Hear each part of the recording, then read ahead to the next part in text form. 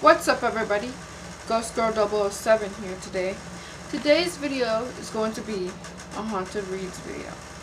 So if you're new to my channel, we do paranormal stuff on this channel. Right now I'm reading to you a book. And the book I'm reading to you right now is I Am Haunted, Living Life Through the Dead by Zach Bagans.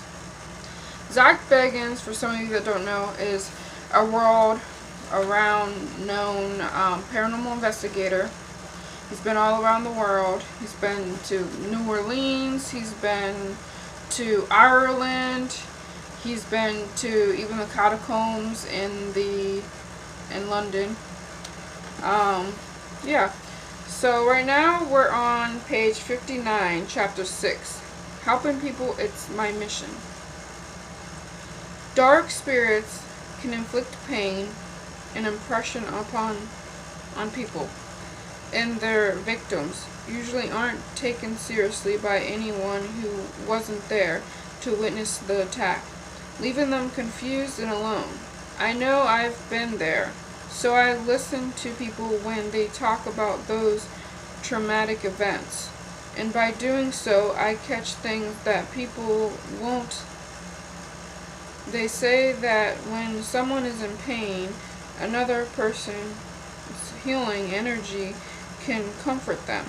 So I do my best to help people who have been victimized by supernatural forces. Being an empath, I have a gift for comforting people when they need it. Whether they were attacked by a spirit, affected by the energy of a haunted location, or saddened by the loss of a family member or friend, I feel that and can connect with them. This is why I created the show Ghost Adventures Aftershocks, in which we invite people from past episodes to Las Vegas to update us on how they and their ghosts have fared since we paid them a visit. I want to leave this world knowing that I inspired people and brought to light things that people don't understand about life. I'm not one of these goons with fame-injected egos who are cast on a show and work a season or two and think they know everything about ghosts. The paranormal is my life, and really listening to and helping people who have been affected by spirits is important to me.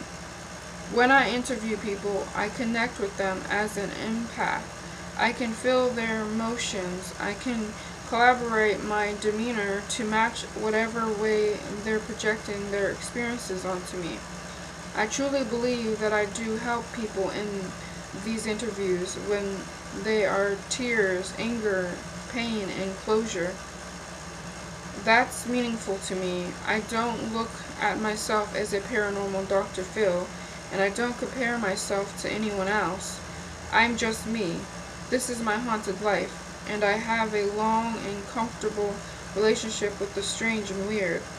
But I feel that in these interviews, I do help people work through their anger and pain and find closure. There's no bigger reward in my life than hearing people tell me that I've helped them. Material possessions come and go, but people telling me that I made a difference in their lives by putting in the time to listen and talk to them, give me hugs and shedding tears, that's the meaning in my life. That's what keeps me going. It makes it easier to wake up in the morning and gives me a true purpose, more than being on TV. I am a passionate person who cares about people, and I get great satisfaction from helping people who have been affected by spirits.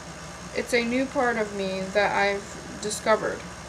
Life is all about finding yourself through experiences, and about learning more and more about who you are and what you're capable of. If you're getting older and not succeeding in anything or doing anything to make a positive impact on people, then you're not living. You're just waiting for death. Get out there and make an impact on people, whether it's by helping them directly or by doing research to make their lives better, or just by inspiring them. Do something good to be remembered for. This is more important than money. I get letters all the time about how Ghost Adventures brings families together and helps people get through tough times. When we filmed at Brookdale Lodge in Northern California, for example, one particular lady stood out to me. When we first met her, I could tell that she was traumatized by something. Part of being a good interviewer is figuring out whether people are trying to play the role of victim in order to get attention or sympathy. Maybe they're lonely or looking for fame. There are all kinds of people out there, so I never assume that anything anyone says is true or untrue, or that the person is evil or good or whatever. But as a sensitive, I can read body language, eye contact, tone of voice, tears. People have a lot of tells. In another life, I'd be a damn good lawyer. Her name was Denise, and I knew right away that she wasn't faking anything. The evidence we gathered at Brookdale Lodge indicated that there was a negative spirit there, so I believed her when she said that she'd been hurt. She began to cry when she recalled the attack during our interview, and it reminded me of my own first encounter with a dark energy. When I see someone in pain from an event like this, I put my arms around them and try to transfer healing energy onto them. I'm not saying that I have healing powers, though, through touch, but it has worked in the past, so I let my body and actions speak for themselves. What was interesting about Denise was soon after she left Brookdale Lodge, after being attacked many times, she felt the way most people do after being hypnotized by an evil spirit. She wanted to go back and confront it. Being affected by an evil spirit is not like being verbally assaulted with nasty insults or physical assaulted with a punch. The spirit injects itself into you, and a part of it stays with you. That part makes you want to return to the place where it infected you. That's the spirit's nest, where its bad energy lives. Even though you're terrified to go back, the spirit drives you to return so that it can feed off of you like any other parasite. What I told Denise, and what I'm telling everyone else who has this type of encounter, is that no matter how weak you think you are, you have to be strong, show courage, and stand up to the spirit like you would to any bully. Then it won't be able to beat you. I could see the pain in her eyes, and sensed that something powerful and evil had affected her. Yet she wanted to look it in the eye, and let it know that she was stronger than it was. I really respect that. We started filming Ghost Adventures Aftershocks in early 2014. It was supposed to be the paranormal version of a talk show, but it ended up changing me in so many ways. When you're trying to understand something in the paranormal field, there's nothing more powerful than sitting down and talking with people who have been deeply affected by ghosts, spirits, and demons. They're frequently traumatized and always emotional about their experiences. And for an empath like me, it can be overwhelming. I created Aftershocks to show that I care about people who are affected by evil forces. I am proud to sit and talk with those people outside the show, not for money or fame, but because it allows me to help them and gives my life meaning. People who know me for a while say that they've seen change over the years. I've gotten older, but more importantly, wiser, because I've been the reality of the unreal. I've seen the spirit world come to life countless times. It has affected me in a way that drives me to listen to and help people more.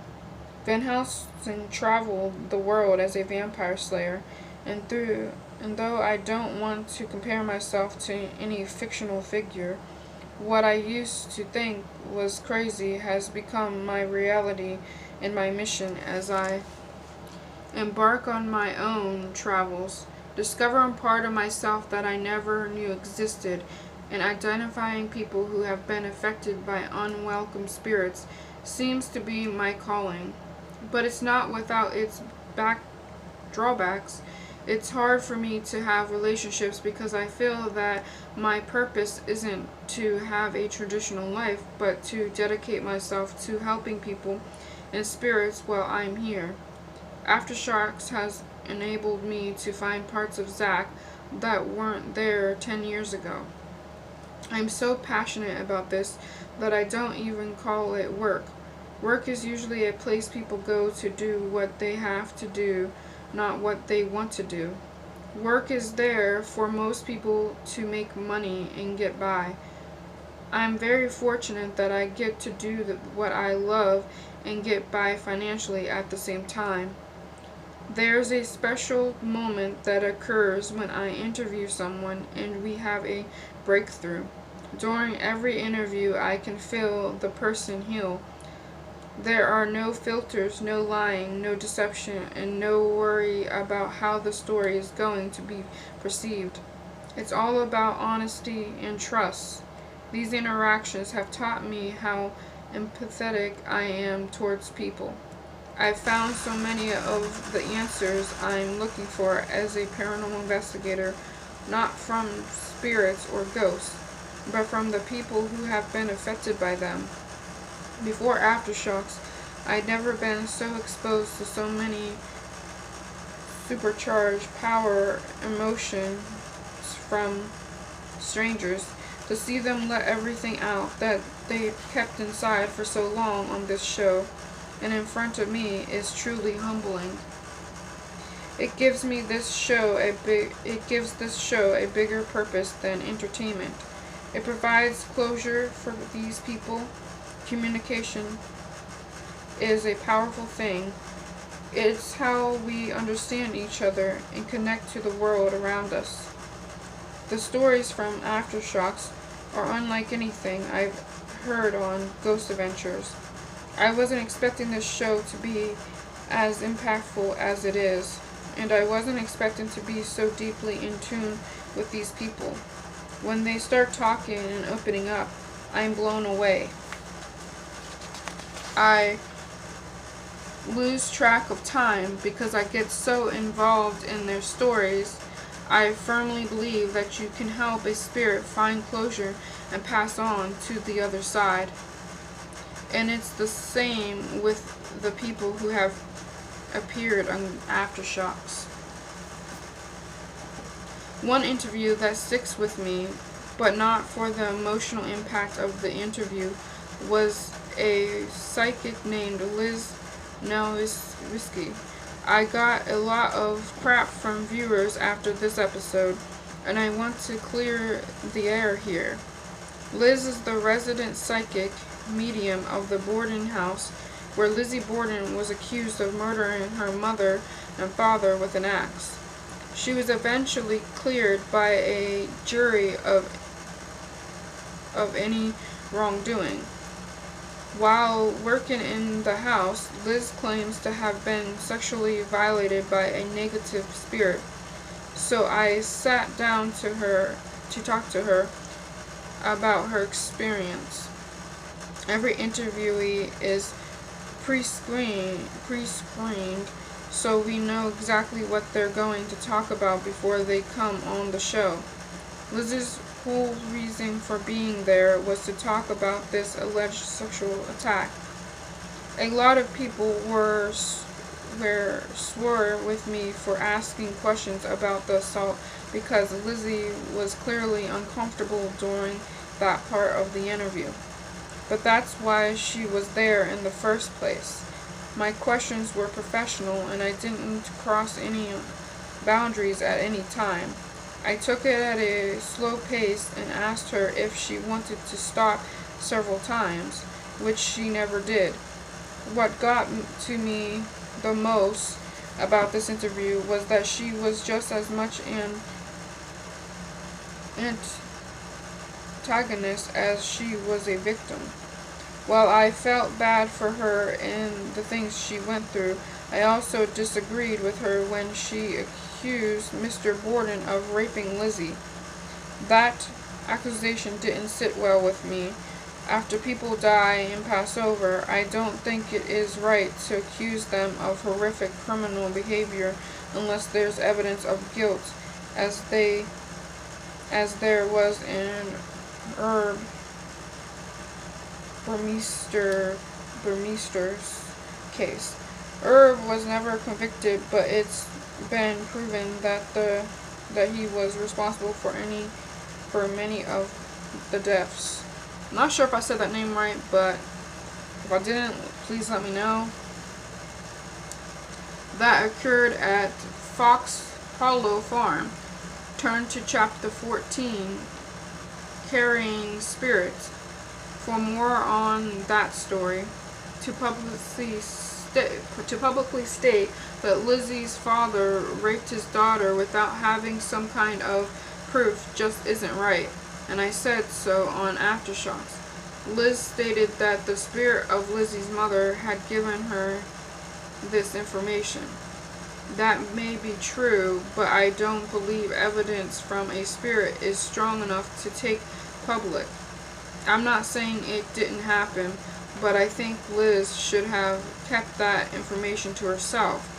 Aftershocks is a great way to help people get over emotional trauma caused by paranormal events.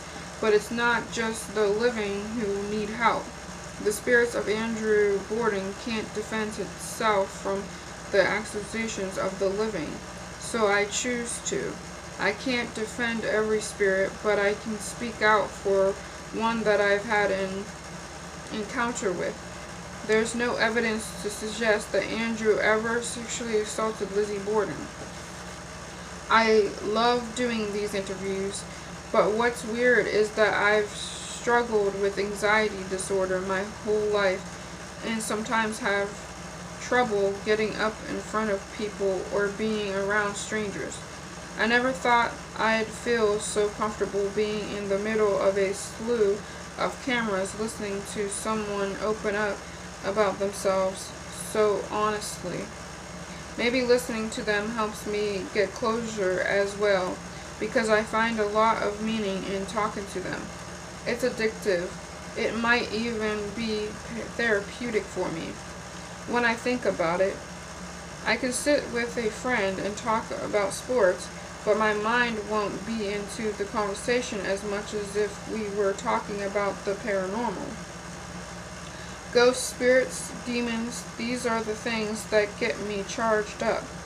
I don't just listen, I absorb. I've gained so much knowledge doing these interviews, especially about my own abilities as an empath. To hear people say that I've helped them win their battles, to understand their experiences of being hypnotized by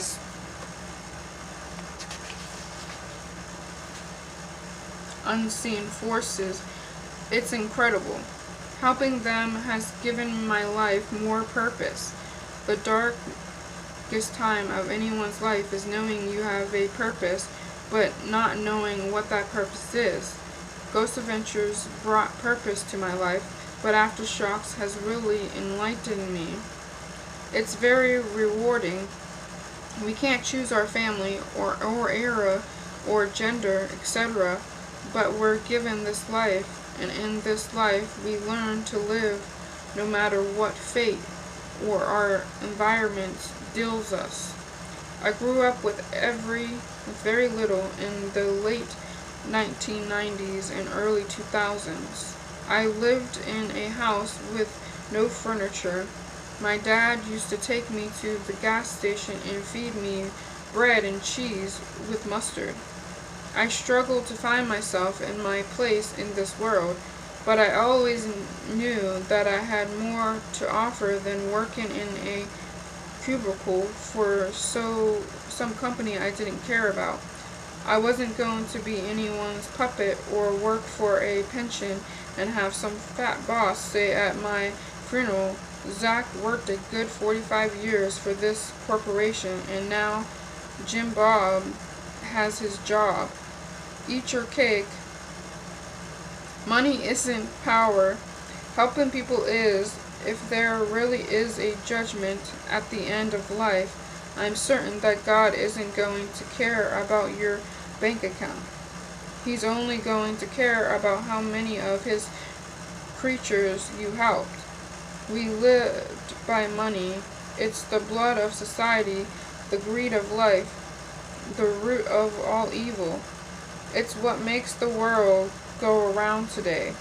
Too many people believe that the more the money you have, the more power and respect you have. Just watch the show Shark Tank to see how billionaires treat average people with contempt. I hate the message that show conveys, that power is what we should strive for and that money is what defines us. We're better than that. I really want to believe that we aren't selfish, pretentious buttholes. We're not gonna cuss there. And I'll admit that some wealthy people make the world better. Steve Jobs and Bill Gates have changed all of our lives. It's undeniable. They've enabled us to do things we hadn't dreamed of, like narrating this book into an iPhone.